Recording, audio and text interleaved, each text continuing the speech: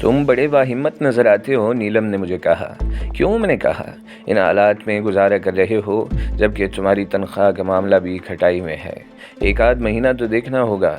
غوث صاحب نے ملازم رکھا ہے مجھے، بات بنی تو دیکھا جائے گا، وقت تو گزر ہی رہا ہے۔ اور کوئی نہیں ہے تمہارا؟ کوئی تو ہوگا، اس نے پوچھا۔ کیا بات ہے؟ آج مجھ سے باتیں کرتے ہوئے تمہیں ڈر نہیں لگ رہا؟ تمہیں میری خاموشی سے شکایت تھی نا؟ بس میں نے ہمت کر لی، آخر انسان ہوں، مالکوں کی باتیں دوسروں سے نہیں کہوں گی، لیکن زبان پر تو تالا نہیں لگایا جا سکتا۔ تم نے اعلان بغاوت کر دیا، میں نے کہا، اور وہ ہنس کر خاموش ہو گئی۔ صفائی کرتے ہوئے مجھے بیگم صاحبہ کے کمرے میں سے ایک چھوٹی سی شیشی ملی جس میں ننھی ننھی گولیاں بھری ہوئی تھیں۔ میں چونک پڑا۔ میں نے کسی خیال کے تحت شیشی اپنے لباس میں چھپا لی اور کاموں میں مصروف ہو گیا۔ دل میں خیال آیا تھا کہ ممکن ہے یہ وہی شیشی ہو جو کچن میں نیلم کے پاس تھی۔ نیلم کو اس کا علم نہیں ہو سکا تھا۔ اس رات کھانا کھانے کے بعد بھی نیلم دیر تک میرے پاس بیٹھی رہی۔ اس نے مجھ سے میری پسند کے کھانوں کے بارے میں پوچھا تھا۔ دوسرے دن میں نے خصوصی طور پر علی رحمان سے ملاقات کا پروگرام نکالا۔ غوث صاحب کو دفتر پہنچانے کے بعد میں نے کہا، غوث صاحب کوئی کام نہ ہو تو مجھے 2-3 گھنٹے کے لیے چھٹی دے دیں۔ ہاں چلے جاؤ، کوئی کام ہے؟ جی غوث صاحب، کچھ لوگوں سے ملوں گا۔ ضرور جاؤ، سلطان احمد سے ملاقات ہوگی، انہوں نے کہا۔ نہیں غوث صاحب، وہاں سے تو جب حکم ملے گا تبھی جاؤں گا۔ ہاں جاؤ، کوئی بات نہیں، غوث صاحب نے کہا، اور میں نے کار کی چابی ان کے حوالے کر دی۔ پہلے میں ایک کیمسٹ کے پاس پہنچا تھا۔ شیشی سے دکھا کر میں نے کہا، ذرا دیکھیے بھائی، یہ کون سی دوا ہے؟ میں نے ڈاکٹر کے پرچے کے مطابق منگوائی ہے۔ میری بیوی کہتی ہے یہ وہ دوا نہیں ہے جو پہلے استعمال کرتی تھی۔ کیمسٹ نے شیشی میں سے نکال کر دیکھا، ایک گولی نکال کر چیک کی، پھر بولا، یہ تو ہائی بلڈ پریشر کی ہے، مگر بہت ہائی پوٹینسی کی ہے، ڈاکٹر کے مشورے کے بغیر استعمال نہ کرانا۔ تمہاری بیوی کو بلڈ پریشر رہتا ہے؟ ہاں، میں نے کہا۔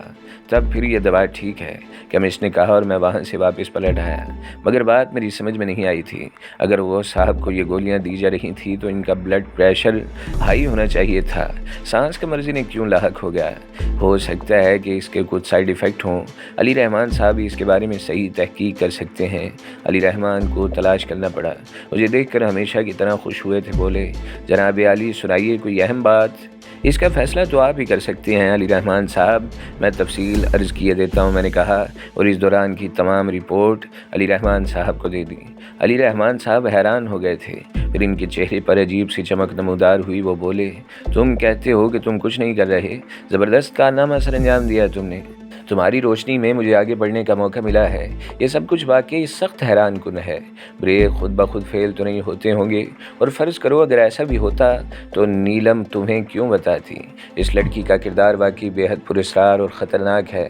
میرا خیال ہے تم اس پر پوری نگاہ رکھو اور اس کے زیادہ سے زیادہ قریب ہونے کی کوشش کرو، اس سے تمہیں بہت کچھ معلوم ہو سکتا ہے۔ اور ہاں، اس شیشی سے کچھ گولیاں نکال لیتا ہوں، میں تمہاری تمام رپورٹ پر تحقیقات کروں گا، تم بس آنکھیں کھلی رکھو اور اپنی حفاظت بھی کرو۔ علی رحمان کو یہ رپورٹ دے کر میں مطمئن ہو گیا۔ پھر اس دوران واپس آنے کے بعد میں نے موقع پاتی وہ شیشی اس کی جگہ رکھ دی تھی۔ نیلم کے انداز میں جو تبدیلی تھی اس میں مجھے حیرت بھی ہو رہی تھی اور میں مشکوک بھی ہو گیا تھا۔ میں نے آج تمہاری پسند کا کھانا بھی پکانا ہے، اس نے کہا، اس میں تو زہر تو نہیں ہے؟ میں نے پوچھا اور نیلم تعجب سے دیکھنے لگی۔ میں سمجھی نہیں، اس نے کہا۔ میں تم پر حیران ہوں نیلم۔ کیوں؟ اس نے کہا۔ تمہارے اندر اس ماحول سے بغاوت کا جذبہ اچانک پیدا ہوا اور تمہیں پوری آزادی بھی مل گئی، اس کے پس پردہ کوئی راز تو نہیں ہے؟ کیا راز ہو سکتا ہے؟ اس نے کسی قدر افسردگی سے پوچھا۔ معاف کرنا، اس دن تم نے سچا خواب دیکھا تھا، میں نے مسکراتے ہوئے کہا۔ تو پھر؟ اس نے پوچھا، اور نہ صرف غوث صاحب بلکہ میں بھی بچ گیا۔ اس غلطی کا ازالہ تو نہیں کرنا چاہیے، میں نے کہا، اور نیلم میرے الفاظ سمجھنے کی کوشش کرنے لگی۔ میں نے یہ اندازہ ضرور لگا لیا تھا۔ نیلم میرے سوال پر حیران نہیں بلکہ افسردہ ہوئی تھی۔ نیلم نے ٹھنڈی سانس لی اور گردن جھکا لی۔ میں نے اس کی آنکھوں سے آنسو ٹپکتے دیکھے، پھر اس نے میرے سامنے رکھے ہوئے کھانے سے نوالا توڑ لیا اور اس کھانے کو خود بخود کھانے لگی۔ اس کی آنکھوں سے مسلسل آنسو بہہ رہے تھے۔ ارے نیلم، او نیلم، معاف کرنا بھائی، مذاق کا برا مان گئی۔ نیلم نے کوئی جواب نہیں دیا۔ اس نے کھانا میرے سامنے رکھا اور مسلسل روتی رہی۔ میں اسے معذرتیں کرتا رہا تھا۔ پھر اس نے بقیہ کھانا اٹھایا اور باہر نکل گئی۔ میں سکتے کے عالم میں اسے دیکھتا رہ گیا۔ نیلم کے اس انداز میں مجھے عجیب سی کیفیت محسوس ہوئی۔ رات کافی گزر گئی، مجھے ہنسی آ رہی تھی۔ اس سوال نے مجھے بھوکا مار دیا تھا۔ صبح کو جاگا تو سخت بھوک لگ رہی تھی۔ باورچی خانے میں جا پہنچا۔ نیلم معمول کے مطابق مصروف تھی۔ میں نے ہنس کر کہا، میری سزا پوری ہو گئی ہے نہیں؟ اس نے نگاہیں اٹھا کر مجھے دیکھا مگر منہ سے کچھ نہ کہا۔ میں بھوکا ہوں، میں نے کہا۔ مجھے کیا کرنا چاہیے؟ اس نے کہا۔ مجھے کھانے کو دو، کچن میں ساری چیزیں زہر آلود نہیں ہوں گی، اپنی پسند سے جو چاہے لے لو، اس نے کہا۔ نیلم، میں نے مذاق کیا تھا، آئندہ نہیں کروں گا۔ پراٹھا بنا دوں؟ اس نے کہا۔ بنا دو، میں نے کہا۔ وہ خاموشی سے کام میں مصروف ہو گئی۔ پھر اس نے ناشتہ میرے سامنے رکھ دیا اور میں کھانے میں مصروف ہو گیا۔ پیٹ بھر کر اٹھتے ہوئے میں نے کہا، میں چلتا ہوں نیلم، مجھے افسوس ہے کہ میں نے تمہارا دل دکھایا، بس اس سے زیادہ میں کچھ نہیں کہہ سکتا۔ غوث صاحب بالکل ٹھیک تھے۔ دفتر پہنچ کر بولے، آج تم میرے کمرے کی صفائی کرو، مجھے باہر کے کچھ کام ہے، دوپہر تک واپس آ جاؤں گا۔ آپ گاڑی لے جائیں غوث صاحب، میں نے کہا۔ ہاں، کوئی حرج نہیں، انہوں نے کہا۔ چلے گئے۔ وہ الماری بند تھی، مگر مجھے اب اس سے کوئی دلچسپی نہیں تھی۔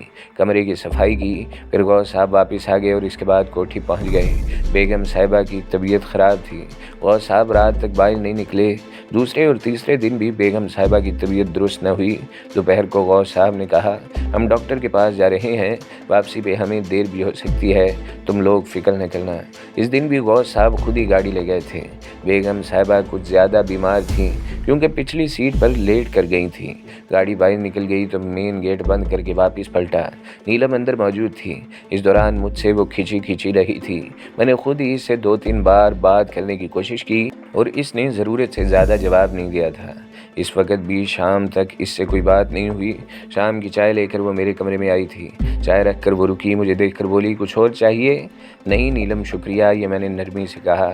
وہ پھر واپس نہیں گئی اور کھڑی رہی۔ میں نے چونک کر کہا، بیٹھو نیلم، مجھ سے کوئی کام تو نہیں؟ ہاں ہے، اس نے کہا۔ او بیٹھو پلیز، میں نے خوش اخلاقی سے کہا اور وہ بیٹھ گئی۔ مجھے تم سے شکایت ہے سکندر، اس نے کہا۔ مجھے افسوس ہے، اگر بات اس دن کی ہے تو میں تم سے معافی مانگ چکا ہوں، مگر تم نے مجھے معاف نہیں کیا۔ تم نے سکندر، تم نے اس دن مجھے شدید دکھ پہنچایا تھا۔ ایسی بات کہی تھی تم نے کہ تمہارے بارے میرے تصورات کے سارے بت ٹوٹ گئے۔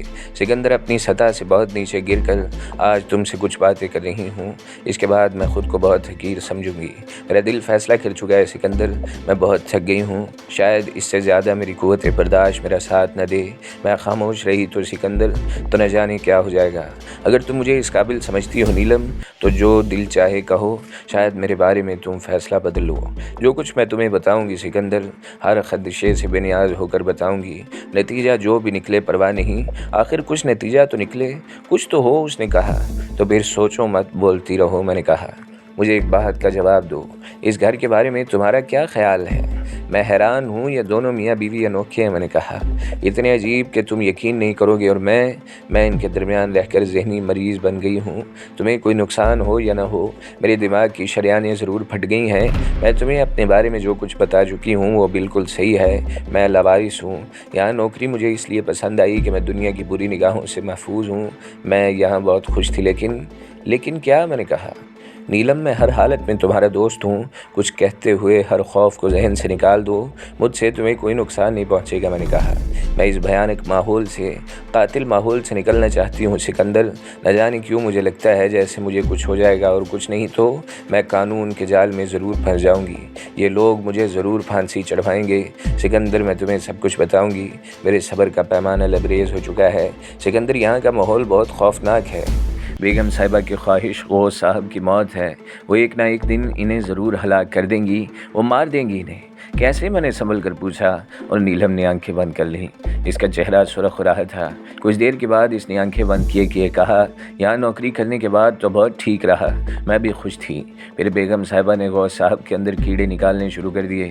ان کے سامنے وہ ہمیشہ ٹھیک رہتی تھیں، لیکن ان کے پیچھے ان کے بارے میں طرح طرح کی باتیں کرتی رہتی۔ میں تمہیں وہ باتیں نہیں بتا سکتی۔ پھر ایک دن انہوں نے مجھ سے کہا، نیلم ایک کام کرنا ہوگا۔ میں نے اقرار کر لیا تو انہوں نے مجھے ایک شیشی دے کر کہا کہ ہفتے میں دن ایک گولی بڑی احتیاط سے خاموشی سے غوث صاحب کے مشروبات میں شامل کر دیا کرو۔ انہوں نے ایسی باتیں کر کے مجھے خوفزدہ کیا کہ میں بیان نہیں کر سکتی۔ میں دہشت زدہ ہو گئی تھی، لیکن پھر بھی میں نے ہمت کی۔ میں نے غوث صاحب کو یہ بات بتا دی۔ میں اچھل پڑا۔ ہاں، پہلی گولی دینے سے پہلے یہ بات بتا دی۔ غوث صاحب نے ان میں سے 2 گولیاں مجھ سے لے لی اور کہا کہ بیگم صاحبہ کو یہی بتاؤں کہ میں یہ گولیاں انہیں استعمال کرا چکی ہوں۔ پھر سکندر، انہوں نے مجھے بتایا کہ وہ زہریلی گولیاں ہیں، سلو پوائزن، جس سے آہستہ آہستہ ان کی صحت خراب ہوتی جائے گی اور نتیجہ موت نکلے گا۔ میں لرز گئی تھی۔ गौस साहब बोले, मैं इसे दीवानों की तरह चाहता हूँ नीलम। मेरी ज़िंदगी का मकसद इसकी ज़िंदगी है। मैं जानता हूँ इसे अब क्या एहसास है। मुझसे इसकी तवक्कात पूरी नहीं हुई। मेरा कारोबार तबाह हो चुका है। मेरे पास दौलत नहीं रही, लेकिन मेरा अज़म है मैं इसे इतनी दौलत कमा कर दूँ कि इसे संभाली ना जा सके, और फिर वो ख़ुद अपने किए पर शर्मिंदा होगी। मेरी आरज़ू है कि वो खुश रहे, तंदुरुस्त रहे। मुझसे जितना भी बन पड़ा मैं इसकी खिदमत करूँगा। तुम एक काम करो नीलम। क्या गौस साहब, मैंने पूछा। देखो ये इसी अंदाज़ की, इसी रंग की गोलियां हैं। ये शीशी अपने पास रख लो। इसकी हिदायत के मुताबिक मुझे इसमें से गोली देती रहो। ये गोलियां बेज़रर हैं और विटामिन की हैं। इनसे मुझे नुकसान नहीं पहुंचेगा। वो जब तुम्हें नई शीशी दे मुझे बता दो और मैं इसे इन गोलियों से तब्दील करता रहूँगा। मैं बस इतना जीना चाहता हूँ कि इसके लिए दौलत इकट्ठी कर लूँ। अलबत्ता तुम अगर मेरी ज़िंदगी चाहती हो तो मुझे इसके इक़दामात से आगाह करती रहा करो। गौस साहब फरिश्ता सिफ्त इंसान है। वो बीवी के हाथों इसकी दानिश में जहर खा रहे हैं, मगर इसे अमृत दे रहे हैं। इसके खाने पीने का ख्याल रखते हैं। गौस साहब की हालत कभी कभी ख़राब हो जाती है। इनकी ये कैफियत कितने दिनों से है, मैंने पूछा। मुझे वो सुबह याद आ गई थी जब मैंने किचन में नीलम की कारस्तानी देखी। नीलम जज्बाती और अफसरदा होने के बावजूद मुस्कुरा दी। फिर इसने कहा, गौस साहब बेहद चालाक इंसान हैं। वो किसी ज़माने में फ़िल्मी अदाकार रह चुके हैं। इन गोलियों के इस्तेमाल के बाद उन्होंने ज़बरदस्त डाइटिंग शुरू कर दी। सिर्फ जूस पीते हैं और विटामिन खाते हैं, और कभी कभी इन पर मसनूई दौरे पड़ते हैं। उन्होंने डाइटिंग करके अपनी सेहत कम की है ताकि बेगम साहिबा ये समझे कि इनकी गोलियां असर कर रही हैं, वरना वो बिल्कुल तंदुरुस्त हैं। वो सिर्फ बीमार होने की अदाकारी करते हैं और मुझसे अपनी परफॉर्मेंस पूछते हैं। ओ मेरे खुदा, बेगम साहिबा को शुबा नहीं हुआ, मैंने पूछा। बिल्कुल नहीं, उसने कहा। कमाल है, मगर गौस साहब ने बेगम साहिबा को समझाया नहीं। पता नहीं, बेगम साहिबा का कहना है कि गौस साहब बेहद शाकिर इंसान हैं। इनका कारोबार तबाह नहीं हुआ, बल्कि उन्होंने इसे फ़रोख्त करके अपनी दौलत छुपा दी है। बस अपनी गुडविल महफूज रखी है ताकि बेगम साहिबा की दौलत हड़प करके अपने कारोबार को असर नौ शुरू कर सकें। बेगम साहिबा के पास दौलत है, मैंने पूछा। ये तो अल्लाह जाने, लेकिन कई बार इनके फ़ोन आते हैं जिस पर होने वाली गुफ्तगू से अंदाज़ा होता है कि उन्होंने भी अपनी दौलत अंडरग्राउंड कर दी है। गाड़ी का क्या किस्सा है, मैंने पूछा। बेगम साहिबा कई बार तशवीश का इजहार कर चुकी थी कि कहीं ड्राइविंग करते हुए गौस साहब को दौरा न पड़ जाए। ऐसी हालत में कीमती गाड़ी भी तबाह हो सकती है। वो कोई पुरानी गाड़ी ख़रीदना चाहती थी। तुम्हारी मुखालफत भी उन्होंने इसलिए की थी कि ये चांस तुम्हारी वजह से हाथ से न निकल जाए। फिर उन्होंने कहा तुम भी जहन्नुम में जाओ। जाते ही नहीं तो वो क्या कर सकती हैं। गुड, फिर क्या हुआ, मैंने पूछा। उन्होंने डॉटसन में कुछ किया था, मैंने इत्तेफाक से देख लिया। मैं ये तो नहीं जानती कि उन्होंने क्या किया था, लेकिन वो गाड़ी के नीचे से निकली थी। इनके हाथों में औजार थे और हाथ काले हो रहे थे। इसके अलावा छुप छुप कर वापस आई थी। इस पर मुझे शक हो गया और मैंने तुम्हें बता दिया। तुमने बेशक इस दिन हम दोनों की जान बचा ली थी, मगर तुम्हारे ख्याल में गौस साहब बेवकूफ़ नहीं? तुम देखते हो, इसके बावजूद इन्हें दीवानों की तरह चाहते हैं। उम्दा उम्दा लिबास ख़रीदते हैं इनके लिए, आला से आला खिलाते हैं, इनकी सेहत के लिए फ़िक्रमंद रहते हैं। हालांकि बेगम साहिबा को अपने मोटापे का शदीद एहसास है, और ये सच है कि बहुत मुख्तसर अरसे में इनका वज़न बेपनाह बढ़ा है। वज़न की वजह से इन्हें हाई ब्लड प्रेशर होना चाहिए। क्या वो ब्लड प्रेशर की मरीज़ हैं, मैंने पूछा। बिल्कुल नहीं, इन्हें ब्लड प्रेशर रहता है, मगर दवाइयों से वो बहुत घबराती हैं। सिवाय वज़न कम करने की गोलियों की और कुछ नहीं खाती। ओह, क्या वो वज़न कम करने की गोलियां इस्तेमाल करती हैं, मैंने पूछा। अपनी दानिश में। क्या मतलब, मैंने कहा। डॉक्टर के मशवरे से उन्होंने वज़न कम करने की गोलियां मंगवाई हैं, मगर गौस साहब इन्हें सिर्फ ताकत की गोलियां इस्तेमाल कराते हैं। मैं सोच में डूब गया।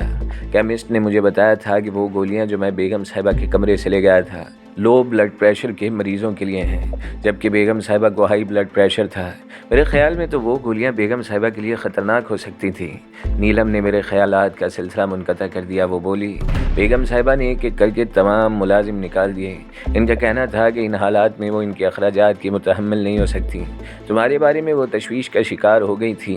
क्या कहती थी, मैंने पूछा। यही कि ये शख्स इनके रास्ते में दुश्वारियाँ पैदा करेगा। मुझे सख्ती से ममानत की थी कि मैं तुमसे रब्तो ज़बत न रखूँ। फिर तुमने बगावत की, मैं मुस्कुरा कर बोला।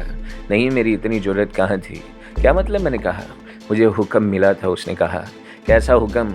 यही कि अब तुमसे दोस्ती करूं, अंदर से तुम्हारा जायज़ा लूं, ये पता चलाऊं कि तुम हमारे लिए कैसे हो सकते हो।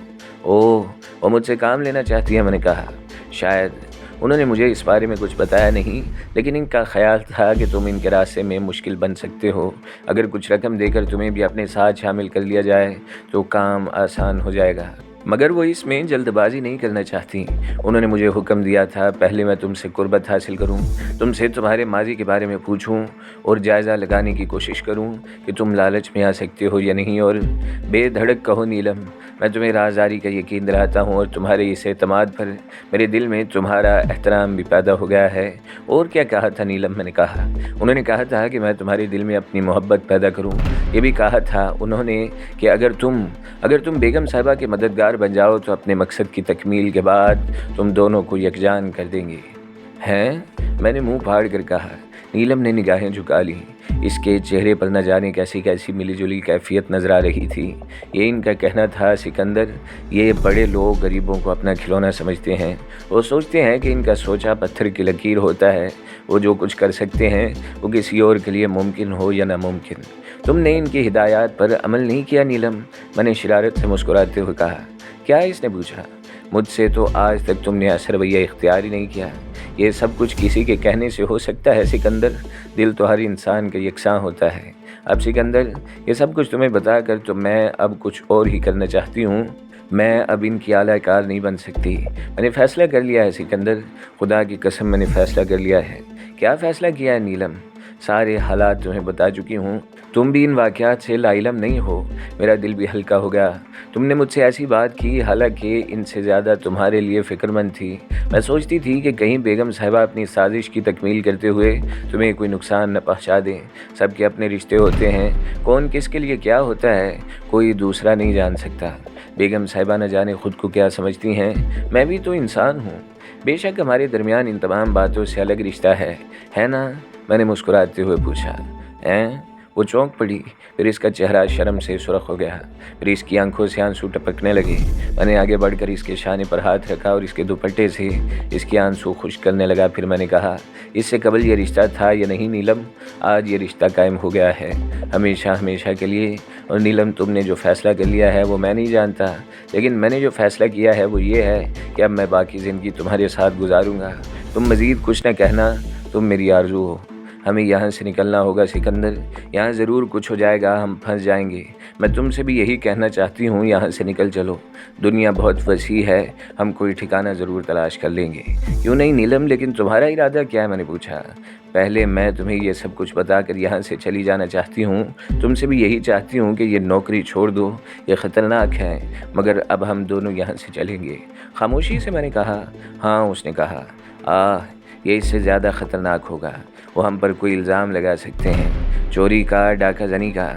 بیگم صاحبہ اپنی سازش پر فوری عمل کر کے کہہ سکتی ہیں کہ ان کے ملازم یہ کر کے بھاگ گئے۔ تم نے یہ نہیں سوچا؟